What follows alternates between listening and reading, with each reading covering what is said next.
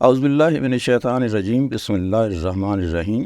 ہمارے ساتھ موجود ہیں پروفیسر ڈاکٹر انیس احمد۔ آج تک میں ان کا تعارف نہیں کبھی بھی کرا سکا، کیونکہ تعارف کرانے کے لیے کو 2-4 گھنٹے چاہیے ہوں گے یا 2-4 دن چاہیے ہوں گے، اس لیے براہ راست گفتگو جو ہے شروع کرتے ہیں۔ بہت شکریہ ڈاکٹر صاحب آپ کا وقت دینے کے لیے۔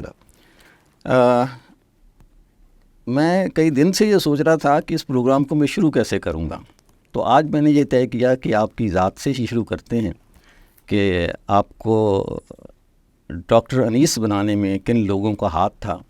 ہمارے ایک دوست ہیں رئیس فروغ، کراچی کے شاعر تھے، ان کا بہت ہی خوبصورت شعر ہے کہ حسن کو حسن بنانے میں میرا ہاتھ بھی ہے، آپ مجھ کو نظر انداز نہیں کر سکتے۔ تو آپ کو ڈاکٹر انیس بنانے میں کن لوگوں کا ہاتھ؟ بہت شکریہ اس سوال کا۔ میں نے ہمیشہ اپنی ذات کے بارے میں سوالات سے اعتراض کیا ہے، لیکن آپ کو میں انکار نہیں کر سکتا، آپ سے جو تعلق ہے اس بنا پر جزاک اللہ۔ میں سمجھتا ہوں کہ کسی بھی شخص کی شخصیت کے نشو و نما میں کوئی ایک چیز بنیاد نہیں ہوتی۔ سب سے پہلی چیز جو میری نگاہ میں اہمیت رکھتی ہے وہ گھر کا ماحول ہے۔ مجھے گھر کا ماحول وہ ملا جس کے اندر علمی گفتگو، ادبی گفتگو، میرے والد مرحوم اور والدہ مرحومہ دونوں کا ذوق ادبی اور علمی لحاظ سے اپنے دور کا نمائندہ تھا۔ والد صاحب نے علی گڑھ سے تعلیم پائی اور وہ عملی سیاست میں بھی شریک رہے اور مسلم لیگ کے کونسلر تھے اپنے علاقے کے، اور والدہ نے انگریزی ذریعہ تعلیم سے تعلیم مکمل کی جو زمانے میں شرع ممنوعہ تھا، اور اس کے باوجود اپنے اسکول کے زمانے میں بھی جو بڑا مشہور اسکول تھا کوئن میری، اس میں بھی نماز کا اہتمام کیا، اور انگریزی تعلیم کے باوجود جو کچھ اردو زبان میں نے سیکھی اس میں ان کا بڑا دخل ہے۔ مختلف شعراء کے کلام کو سننا اور ترنم کے ساتھ سننا اور باقاعدگی سے اس کا اہتمام کرنا، محفل ہونی گھر میں، یعنی وہ سب چیزیں اس کا تعلق گھر کے ساتھ۔ جو چیزیں آدمی جا کے کہیں جامع میں یا کہیں اور سیکھتا ہے، وہ چیزیں بہت سی مجھے گھر سے الحمدللہ ورثے میں حاصل ہوئیں، اور یہی وجہ ہے کہ شروع سے میں نے بیت بازی میں اور مختلف ادبی محفلوں میں حصہ لیا، اور اسکول کے زمانے میں بھی چند دوستوں کے ساتھ مل کر کے ایک ادبی وال پیپر نکالا جس کا عنوان مشعل راہ تھا، اور یہ کوئی 20x30 انچ کے آرٹ پیپر کے اوپر لکھ کر کے دیوار پہ چسپاں کیا جاتا تھا، اور اس کی کتابت کبھی ظفر آفاق انصاری، ظفر اسحاق صاحب کے چھوٹے بھائی، اور کبھی عارف صاحب جو خود شاعر بھی تھے۔ تو یہ حضرات جو میرے ساتھ ہوتے تھے، ان کے ساتھ بھی انٹریکشن، ان کے ساتھ تبادلہ خیال اور مزاج کی ہم آہنگی، یہ تو پہلا عنصر ہے جو میں سمجھتا ہوں بڑی اہمیت رکھتا ہے، اور جو ایک المیہ ہے کہ آج گھر کی جگہ ایک موبائل نے لے لی ہے یا ایک نقار خانے نے لے لی ہے، جس کا نام مختلف چینلز ہم رکھتے ہیں، اور اس میں طوطی کی آواز گم ہو جاتی ہے، نقار خان آپ سنتے رہتے ہیں۔ تو اس کے ساتھ پھر جو میں نے محسوس کیا کہ اسکول کے زمانے میں جو اساتذہ جس توجہ کے ساتھ پڑھاتے تھے اس کا بڑا دخل ہے۔ اگر میرے اندر کوئی ریگولیرٹی ہے، وقت کی پابندی ہے، یا یہ خواہش ہے کہ میں اس وقت تک کام کرتا رہوں جب تک بالکل بے بس نہ ہو جاؤں، تو یہ محض میرا اپنا کارنامہ نہیں ہے، یہ ان حضرات کو دیکھ کر کے ان سے ماخوذ ایک طرز عمل ہے۔ جن اساتذہ سے میں نے پڑھا ہے ان اساتذہ نے اسکول کے زمانے میں بھی اگر محسوس کیا کسی موضوع میں میری کمزوری ہے تو انہوں نے خود یہ کہا کہ ہم چاہتے ہیں کہ کچھ وقت نکال کر کے اس پر اسکول کے دوران، ورنہ ہم تمہارے گھر آ کر کے بغیر کسی معاوضے کے جی تیار ہیں اس مضمون میں امداد کرنے کے لیے۔ اچھا، یہ چیز اس زمانے میں ناپید ہے، اور میں سمجھتا ہوں کہ جو نئی نسل ہے وہ بڑی محروم ہے اس لحاظ سے کہ اس کو جو اساتذہ ملے ہیں ان کا بنیادی مقصد مادی منفعت ہے۔ ان کا مقصد یہ نہیں ہے کہ وہ افہام کریں علم کا، وہ سمجھائیں علم کیا ہوتا ہے کیا نہیں ہوتا، تو ظاہر ہے اساتذہ کا۔ لیکن پھر میں سمجھتا ہوں کہ میری شخصیت کے بننے میں بڑا دخل ان تحریکات کا ہے جن سے میں وابستہ رہا۔ ٹھیک۔ کالج کے زمانے ہی سے میں وابستہ ہو گیا ایک طلباء تنظیم کے ساتھ، اور اس میں اس بات کا اہتمام کیا گیا کہ نمازیں مسجد میں ہوں، جو دن تعطیلات کے ہوتے ہیں ان میں آدمی سو نہ رہا ہو بلکہ کہیں مصروف ہو، اور ایسے ہی بے شمار ایسے کام جنہیں ہمارے ہاں نوجوانوں کے عمر کے لحاظ سے قبل از وقت خیال کیا جاتا ہے۔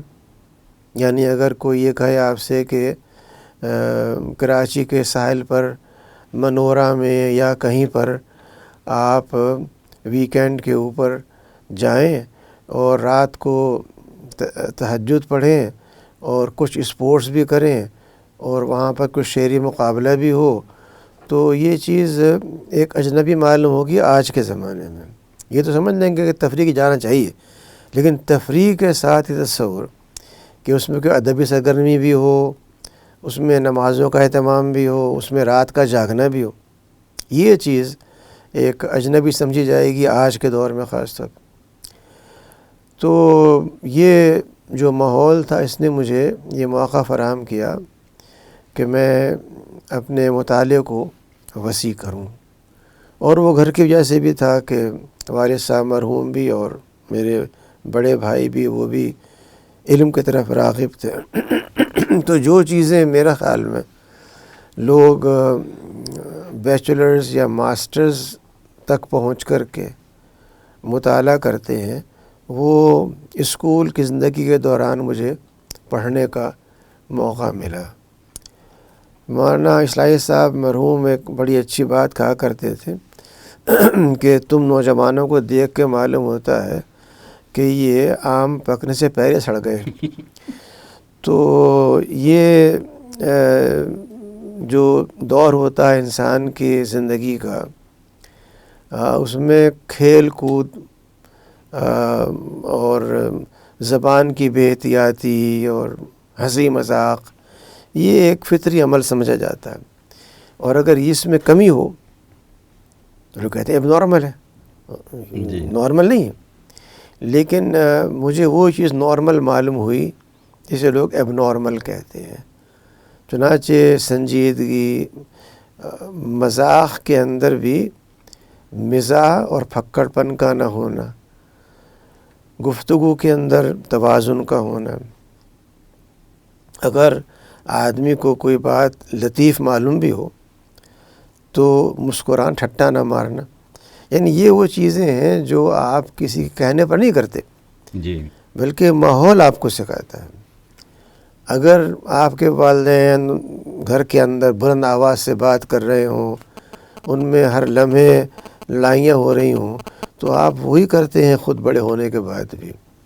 تو جو مجھے ماحول ملا اس میں مجھے نہیں یاد کبھی گھر کے اندر بلند آواز سے کوئی گفتگو ہوئی ہو یا ایسے غصے کا اظہار کیا جائے جس سے کہ آپ کو معلوم ہو کہ آدمی بے قابو ہو رہا۔ تو ان تمام چیزوں سے مل کر کے جو شخصیت بنتی ہے وہ پھر ماحولیاتی اثرات بھی اور شعوری اور غیر شعوری تمام پہلو مرتکز ہو جاتے ہیں، ان کی سمتیں مختلف نہیں ہوتی، جس کا مطلب یہ ہوا کہ جو کچھ ماہر نفسیات کہتے ہیں اس پر نظر ثانی کی ضرورت ہے۔ وہ یہ کہتے ہیں کہ جو آپ کا لاشعور ہے وہ جاگتا رہتا ہے، اور وہ کسی وقت نہ صرف جاگتا ہے بلکہ بغاوت پر آمادہ ہو جاتا ہے۔ جو تجربہ میرا ہے وہ یہ کہ آپ کا شعور اور لاشعور، جسے آپ نفس کے مختلف مراحل سے تعبیر کرتے ہیں، اگر اس کو صحیح تربیت ملے شعوری طور پر کوگنیٹیولی، جذباتی طور پر ایموٹیولی، اور ماحولیاتی طور پر، تو یہ تین چیزیں مل کر کے اس کو اس بغاوت سے محفوظ کر دیتی ہیں جس پر پورا ایک فلسفہ گھڑ کر کے فروخت کر دیا گیا، لوگوں نے خرید بھی لیا، اور آج تک بہت سے لوگ اس کا کاروبار کر رہے ہیں۔ تو کہنے کا مدعا یہ ہے کہ جو شروع سے مجھے ماحول ملا اس کے اندر وہ چیزیں بھی جو مجھے بہت بعد میں پڑھنی چاہیے، مثلاً اسکول کے دوران مکالمات برکلے جس کا ترجمہ اردو میں موجود تھا، یا شبلی نعمانی، ابوالکلام آزاد، سید احمد خان، حتیٰ کہ وہ چیزیں جو اس زمانے میں پسند نہیں کی جاتی تھیں بہت، تسم ہوش ربا، الف لیلا، اور وہ چیزیں بھی جو بعض اوقات نوجوان پڑھنے کے لیے بڑے شوقین ہوتے ہیں، سائنٹیفک فکشن اردو کے اندر، خان محبوب طرزی کے لکھے ہوئے مختلف سائنسی فکشنز، یعنی کوئی موضوع بھی ایسا نہیں ہو سکتا جو گھر کے اندر بحث میں آئے یا اسکول میں بحث میں آئے، اور میں نے کوشش نہ کی کہ اس بارے میں کچھ معلومات کی جائیں، سمجھ آ جائے کہ وہ ہے کیا۔ اس بنا پر ایک شخصیت آخر کار وجود میں آتی ہے، اور اس میں سمجھتا ہوں کہ میں کا دخل بہت کم ہے۔ صحیح۔ جو شعر آپ نے پڑھا وہ شعر میں کے دخل کو بہت بڑھا دیتا ہے، جبکہ میں سمجھتا ہوں کہ وہ میں جتنی کم ہو اتنی شخصیت کا نکھار بہتر ہوتا ہے۔ ہاں، لیکن میرے اس کا مطلب یہ تھا کہ میرا ہاتھ سے مراد ہے کہ وہ تمام ہاتھ، مطلب جیسے کہ آپ نے، اب میرا تھوڑا سا کنسیپٹ چینج ہوا آپ کی اس گفتگو سے، کہ جو کسی بھی شخصیت کو اس کا وہ بنانے کے لیے کن لوگوں کا، مطلب ایک تو وہ کہا جاتا ہے نا کہ جی جو ماں کی گود ہے وہ پہلا مدرسہ ہوتا ہے، تو صاف ظاہر ہے کہ جو آپ کی شخصیت ہوتی ہے وہ وہیں سے شروع ہو جاتی ہے، پھر اس کا گھر ہے جسے ہم آج تک اگنور کرتے رہے ہیں۔ ہم سمجھ رہے ہوتے ہیں کہ گھر کوئی نہیں، مطلب یہ ایک بہت سی کتابیں میں نے اس میں دیکھی، ایون امریکہ کی کوئی چیزیں ریسرچ اور بہت سے سروے تھے جس میں انہوں نے کہا کہ جو تربیت ہے وہ کس کی ذمہ داری ہے، کیا والدین کی ذمہ داری ہے یا اساتذہ کی ذمہ داری ہے، اور مختلف مراحل میں آپ تو امریکہ میں رہے ہیں، میں صرف سنی سنائی بات یا پڑھی ہوئی بات کر رہا ہوں، کہ انہوں نے طے کیا کہ پہلے تو والدین جو ہے وہ، پھر کہا کہ والدین کے پاس تو ٹائم نہیں ہوتا، اس لیے اساتذہ پہ ذمہ داری ڈالی جائے۔ تو یہاں ایک سوال جو ہے وہ آپ سے میں کرنے کی جسارت کروں گا کہ آپ کے خیال میں بچے کی تربیت جو ہے وہ کس کی ذمہ داری ہے، والدین کی ذمہ داری ہے یا استاد کی ذمہ داری؟ دیکھیے، ذمہ داری کا تعلق جواب دہی کے ساتھ ہے، اور یہ چیزیں ملی ہوئی ہیں، ایک سکے کے دو پہلو ہیں۔ جواب دہی نہ ہو ذمہ داری ہو تو بے معنی ہے، جواب دہی ہو ذمہ داری نہ ہو تو بے معنی ہے۔ قرآن کریم نے بہت آسان انداز سے دے دیا ہے، اور یہ بات کہی ہے، قوا انفسکم واہلیکم نارا، یعنی اپنے آپ کو اور اپنے اہل کو، گھر والوں کو آگ سے بچاؤ۔ یہاں بڑی واضح بات ہے کہ جو تصور انفرادیت پر مبنی پایا جاتا ہے خود مسلمانوں کے اندر، اور جو درآمد شدہ تصور ہے کہ بس مجھے اپنی قبر میں جانا ہے، دوسرے کی پرواہ نہیں، یہاں قرآن نے واضح کر دیا کہ آپ اپنے آپ کو اور اپنے اہل کو آگ سے بچانے کے ذمہ دار ہیں۔ جب یہ ذمہ داری آ گئی جی، تو اس کا مطلب جواب دہ بھی ہوگی، معلوم کیا جائے گا کہ بھئی آپ نے کیا کیا، سوتے رہے، غائب رہے، توجہ دی نہیں دی بچوں کے اوپر، ان سے کیا گفتگو ہوئی آپ کی، آپ نے ان کو کچھ سرزنش کی کسی معاملے میں نہیں کی اگر آپ دیکھ غلط کام کر رہے تھے. تو یہ دونوں پہلو بڑے ملے ہوئے ہیں. میں یہ سمجھتا ہوں کہ اگر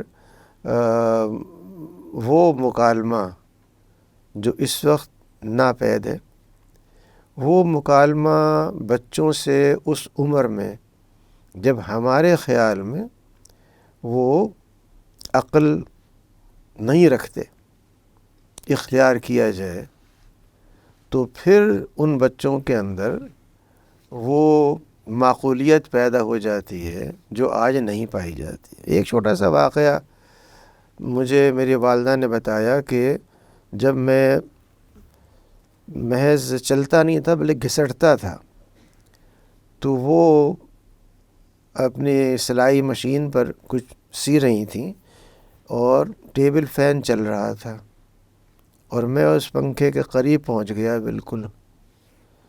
تو انہوں نے نہ تو چیخ پکار کی، نہ کہا کہ ہٹ جاؤ، بلکہ مجھ سے یہ کہا کہ اگر تم اس پنکھے میں انگلی ڈالو گے، انگلی کٹے گی، مجھے پنکھے کو بند کرنا پڑے گا اور میں گرمی میں بیٹھ کے کام کروں گی، تو اس لیے پنکھے کے پاس جا کر کے اس میں انگلی نہیں ڈالنی چاہیے.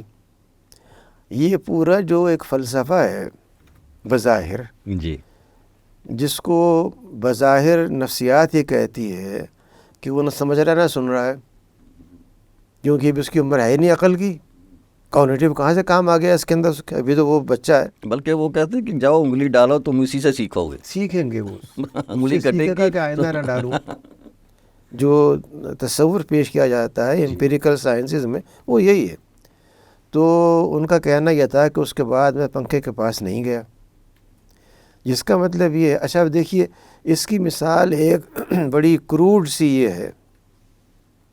اگر آپ نے کبھی بلی پالی ہو اور وہ کسی غلط جگہ پر جا کے گندگی پھیلا دے، اور آپ اس کو وہ دکھا کے کہیں کہ آئندہ یہاں پہ نہیں، یہاں پر گندگی کرنی ہے، جی، تو وہ بلی بھی یہ بات سمجھ لیتی ہے. جس کا مطلب یہ ہے کہ ہماری جو زبان ہم سمجھتے ہیں کہ یہ زبان فلسفی سمجھے گا، غیر فلسفی نہیں سمجھے گا. اگر ایک بلی آپ کی زبان سمجھ لیتی، بلی زیادہ سمجھتی ہے. جی، میرے گھر میں ہے بلی ایک. جی، تو بچے کیوں نہیں سمجھیں گے؟ یعنی بچے تو بلی سے کچھ بہتر ہیں یا نہیں ہیں؟ جی، لیکن ہم یہ ایزیوم کرتے ہیں کہ بچے انتہائی جاہل، انتہائی کن ذہن، اور ان کا تو جو سمجھنے کا مادہ ہے نہ ہونے کے برابر ہے، اور یہ سب بے بنیاد باتیں ہیں. اس لیے اگر روز اول سے والدین وہ رویہ اختیار کریں جو سمجھانے کا ہے اور مارنے پیٹنے کا نہیں ہے. مجھے نہیں معلوم ہمارے گھر میں کبھی کسی کو پیٹا گیا ہو بچوں کو. ان کو یہ معلوم تھا کیا کرنا ہے ہمیں، انہوں نے وہی چیزیں انجام دی، اور یہی وہ بات ہے مولانا اصلاحی نے کہی. ہاں، لیکن ابھی اصل میں آپ تو، میں ابھی تک جو ہے وہ اس سے باہر نہیں نکل سکا آپ کے گھر سے کہ ایسا کیسے ہو سکتا ہے. مطلب ہم نے تو جتنے گھر دیکھے انکلوڈنگ اپنے گھر کے، شور شرابہ ہوتا ہے. اچھا، میں بیٹا ایسا بولو، نہیں میں ایسے بولتی ہوں، اس سے میں نہیں ہوں، ہے نا، میرا سٹائل ہے یہ، ہے نا. یا اسی طرح سے جو دوسرے گھروں میں ایک رہتا ہے شور شرابہ، اور اسی سے جو بچے بھی. اچھا، حالانکہ آج کل کے بچے جو ہیں وہ زیادہ پڑھے لکھے ہیں، زیادہ جانتے ہیں، اچھا برا بھی جانتے ہیں، ڈوز اینڈ ڈونٹس بھی ہم سے زیادہ جانتے ہیں. لیکن اس کے باوجود بھی ان کو سمجھانا کرنا جو ہے وہ تھوڑا سا مشکل ہوتا جا رہا ہے. وہ آسان ہو سکتا ہے اس وقت جب انسان تھوڑا سا ضبط نفس اور تحمل کا تجربہ رکھتا ہو.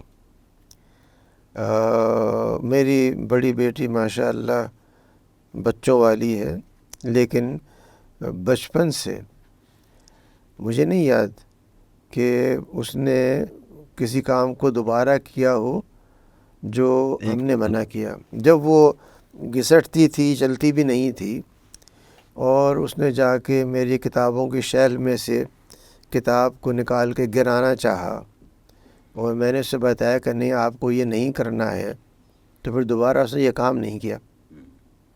نہ صرف یہ بلکہ میری غیر موجودگی میں جب وہ اسکول میں تھی یا کالج میں رہی تو اس کے ذہن میں یہ احساس رہا کہ کن چیزوں سے میرے والد نے منع کیا ہے اور کن سے منع نہیں کیا ہے۔ اچھا یہ چیز میں نے نہیں کہی اس سے کہ تمہیں نہیں کرنا ہی، یہ چیز کو ماحول سے ملی۔ صحیح میں اس نے دیکھا کہ اس کی والدہ اس کے والد کس طرح سے آپس میں گفتگو کرتے ہیں، میرے معمولات کیا ہیں، میں کام کیسے کرتا ہوں۔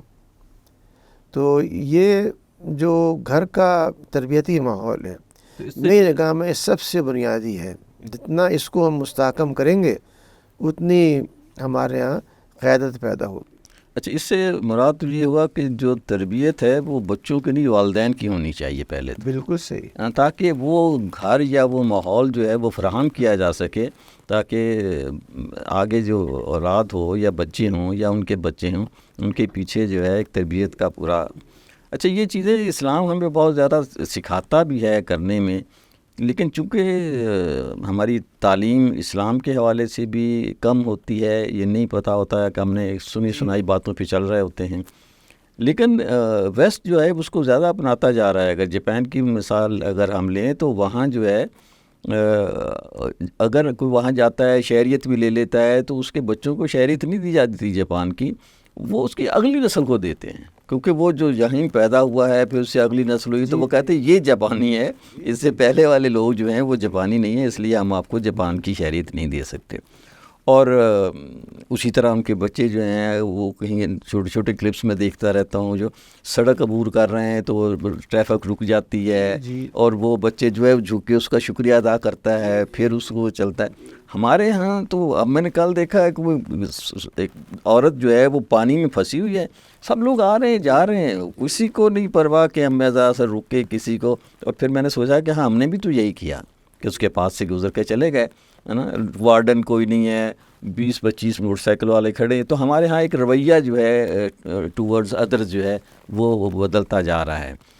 گھر پہ بات ہو رہی تھی، کیا اس میں اسکول کلاس کو ایڈ کر سکتے ہیں آپ اس میں تربیت میں کہ اس کا رول کتنا ہوتا ہے، کلاس روم کا یا ٹیچر کا جو ہے؟ جی کلاس روم کا بھی کردار غیر معمولی اہم ہے، اور اسے میں سمجھتا ہوں کہ پہلی چیز جو سب سے اہم ہے وہ یہ کہ جو بھی استاد ہے اس کا پابندی وقت کا اختیار کرنا کہاں تک ممکن ہے۔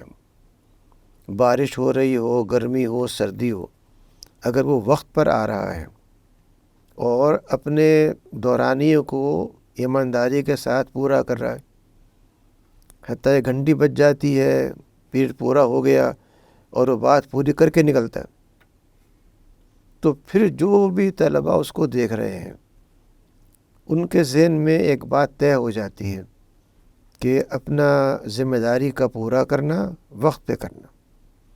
دوسرے، اس کا رویہ طلباء کے ساتھ وہ جابرانہ، ظالمانہ، خائف کرنے والا ہے یا اس کے اندر ایک رحمت اور محبت کا رویہ پایا جاتا ہے۔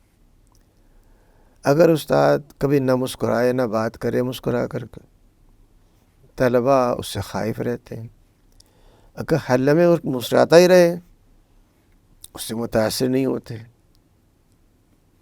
تو یہ جو توازن ہے اور یہ جو مینرزم ہے، آپ نے بات کی جاپان کی، جاپان ہی نہیں، بعض یورپی ممالک کے اندر اولین 5-6 سال کی عمر تک کتاب نہیں پڑھائی جاتی، بلکہ صرف انہیں بتایا جاتا ہے کہ آپ کو کس طرح سے سڑک کراس کرنی ہے، گھر میں کیسے کام کرنا ہے، پڑوسی کی کیسے خدمت کرنی ہے، کوئی بزرگ اس سے کیسے پیش آنا، یعنی وہ تمام چیزیں جنہیں ہم اخلاق کہتے ہیں ان سب کی تعلیم اور تربیت، اس کے بعد پھر وہ تعلیم شروع کرتے ہیں۔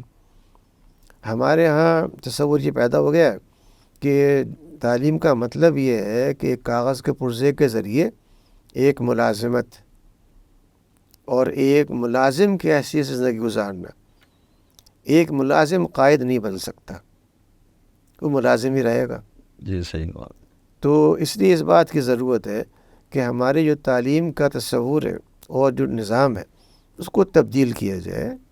گھر کی اہمیت کے ساتھ ساتھ مدرسے کی مرکزیت کو، اس کے اخلاقی کردار کو، تربیت کے پہلو کو اجاگر کیا جائے اور کوشش کی جائے کہ اساتذہ وہ ہوں جن کا اپنا کردار مثالی ہو. اب چونکہ میرا تعلق جامعے کے ساتھ ہے، یونیورسٹی کے ساتھ ہے، تو میں یہ سمجھتا ہوں کہ جتنے بھی افراد زیادہ سینئر ہیں، ذمہ دار ہیں، ان کی جواب دہی بھی اور ان کی مثال بھی زیادہ اہم ہو جاتی ہے.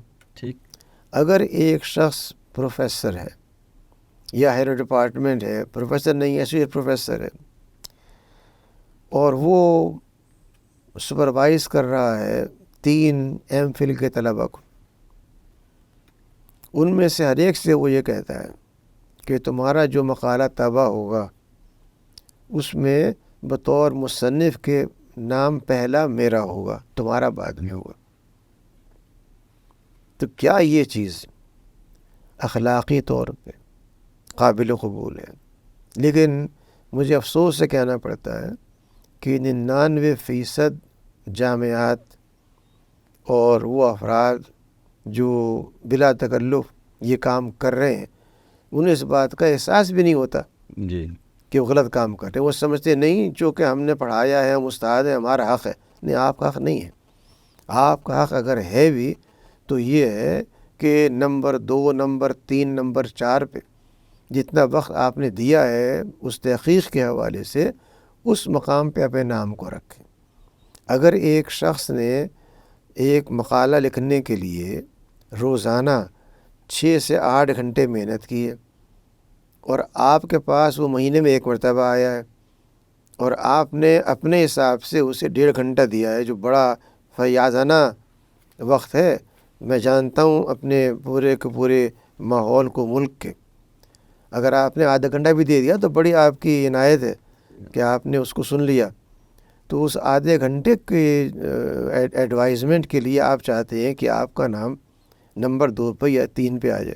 یہ سخت ناانصافی ہے. لیکن تو کہنے کا مدعا یہ ہے کہ جب تک کہ استاد کا یہ رویہ جسے آپ کہتے ہیں پروفیشنلزم، اس کے پروفیشن کے اندر اس کا اخلاق منعکس نہیں ہوگا، اس وقت تک اصلاح نہیں ہو سکتی. تربیت کا مطلب یہ نہیں ہے کہ وہ کلاس شروع کرنے سے پہلے 10 منٹ تلاوت کلام پاک کر کے ترجمہ سنا دے اور سمجھے کہ اس کا اثر ہو جائے گا. اثر ہوگا اللہ کلام کا، اس میں بے انتہا اثرات ہیں، لیکن یہ اثر وہ نہیں ہے جو سیرت پاک نے کیا. سیرت پاک نے یہ نہیں کیا کہ پڑھ کے سنا دیا قرآن پاک چھٹی ہو گئی، بلکہ اس قرآن کو عملاً اپنی زندگی میں نافذ کر کے دکھایا کہ یہ ہے قرآن. جب لوگوں نے قرآن کو سمجھا تو یہ کام استاد نہیں کر رہا. جب تک وہ یہ کام نہیں کرے گا کہ وہ مثال بنے اس چیز کی جو وہ چاہتا ہے کہ اینڈ پروڈکٹ ہو، اس وقت تک ہم کامیاب نہیں ہو سکتے. بہت شکریہ سر. گفتگو جو ہے جاری رہے گی انشاءاللہ.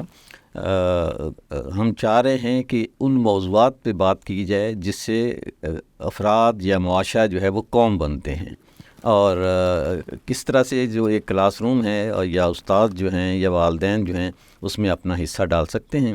بہت شکریہ. اس گفتگو کو ہم آئندہ پھر جاری رکھیں گے. جزاک اللہ.